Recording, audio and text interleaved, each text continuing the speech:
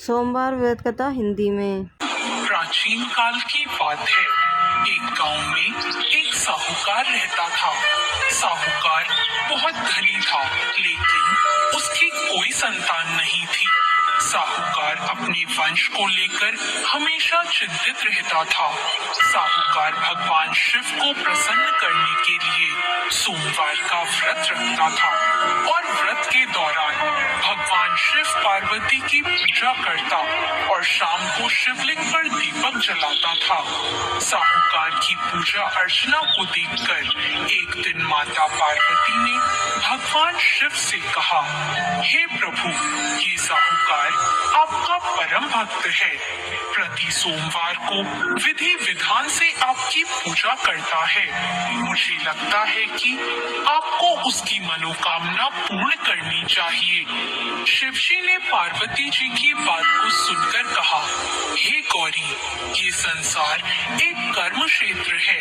जैसे एक किसान अपने खेत में बीज बोता है तो कुछ वक्त बाद उसे पेड़ मिलता है, उसी तरह इस संसार में आदमी जैसा कर्म करता है उसे उसका वैसा ही फल मिलता है। भगवान शिव बोले कि इसके कर्मों में संतान सुख नहीं है, लेकिन माता पार्वती ने भोले भंडारी से दोबारा आग्रह किया और कहा, हे नाथ, फिर भी आप इसकी मनोकामना पूर्ण कर दीजिए। यह आपका परम भक्त है।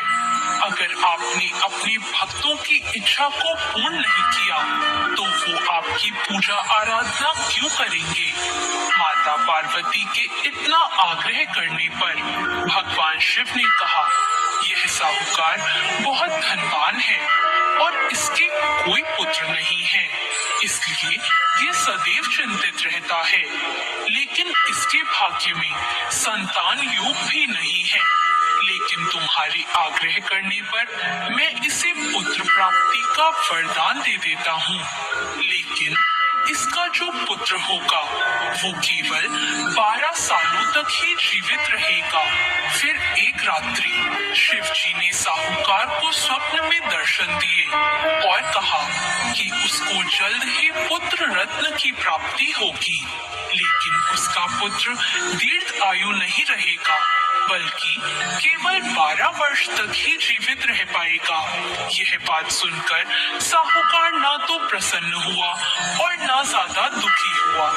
साहूकार ने इस बात को सुनकर भी पूजा अर्चना जारी रखी और कुछ दिनों बाद साहूकार की पत्नी गर्भवती हो गई और उसने एक सुंदर बालक को जन्म दिया। बालक के जन्म से घर पर हर्षो उल्लास का माहौल था, लेकिन साहूकार खुश नहीं था, क्योंकि उसको पता था कि उसके बालक का यह जीवन केवल 12 वर्ष तक का ही है और उसने किसी को भी यह बात नहीं बताई थी। जब साहूकार का बालक 11 वर्ष का हुआ तो साहूकार की पत्नी ने कहा कि अब इसका विवाह कर देना चाहिए, लेकिन साहूकार ने मना कर दिया और उसे शिक्षा के लिए काशी भेज दिया। साहूकार ने बालक के मामा को बुलाया और पैसे देकर उन्हें बालक के Get branded trolleys starting $12.99. के साथ काशी जाने का आदेश दिया। फिर साहूकार ने मामा भांजे से कहा कि वह काशी जाते समय रास्ते में यज्ञ करते हुए और ब्राह्मणों को भोजन कराते हुए ही जाए। दोनों मामा भांजों ने ऐसा ही किया। काशी जाते वक्त जिस रास्ते से मामा भांजे गुजर रहे थे, उसका राजा अपनी पुत्री का विवाह एक ऐसे राजकुमार से करवा रहा था जो कि काना था, यानी उसे एक आंख से दिखता नहीं था।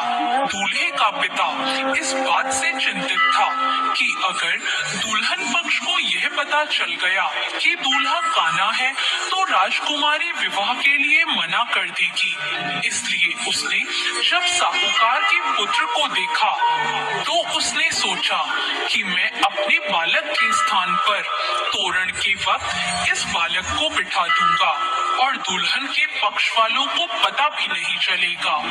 दूल्हे के पिता ने साहूकार के पुत्र को इस बात के लिए राजी किया। इस तरह साहूकार के उस लड़के दूल्हे के कपड़े पहने और घोड़ी पर चढ़कर तोरण की रस्म पूरी की। तोरण के बाद फेरों की जब बारी आई तो दूल्हे के पिता ने साहूकार के पुत्र से अनुरोध किया कि वह दुल्हन के साथ फेरे ले और जब विवाह संपन्न हो जाए तो यह बात किसी को ना बताए। मामा भी राजी हो गया और विवाह समारोह भी निपट गया और शादी संपन्न होने के बाद मामा भांजा काशी के लिए प्रस्थान कर गए। परंतु साहूकार के पुत्र ने दुल्हन के कपड़ों पर लिख दिया कि तुम्हारी शादी मुझसे हुई है, लेकिन जिसके साथ तुम जाओगी वह एक आंख वाला आदमी है और मैं काशी में शिक्षा ग्रहण करने जा रहा हूँ। जब राजकुमारी ने यह बात पढ़ी तो उसने राजकुमार के साथ जाने से इनकार कर दिया और अपने पिता से कहा, यह मेरा पति नहीं है, मेरा पति शिक्षा ग्रहण करने काशी गया है। जब सब जगह यह बात फैल गई तो मजबूरी में दूल्हे के पिता को सारी बात बतानी पड़ी और दुल्हन के पिता ने भी अपनी बेटी को भेजने से इनकार कर दिया। इधर मामा भांजे दोनों काशी पहुंच गए और बालक शिक्षा ग्रहण करने लगा और मामा ने यज्ञ कराना भी शुरू कर दिया। जब साहूकार का पुत्र 12 साल का हो गया तो एक दिन वो अपने मामा से बोला कि उसकी तबीयत ठीक नहीं है और वह सोने अंदर जा रहा है। साहूकार का पुत्र अंदर सोने गया और उसकी मृत्यु हो गई। कुछ देर बाद जब मामा अंदर पहुंचे, उन्होंने जब अपने भांजे को मरे हुए देखा तो वो बहुत दुखी हुए, परंतु वह रो नहीं सकते थे वरना उनका यज्ञ अधूरा रह जाता। इसलिए मामा ने वापस जाकर यज्ञ पूरा किया और ब्राह्मणों का भोजन कराने के बाद मामा अपने मृत भांजे को देखकर रोने लगे।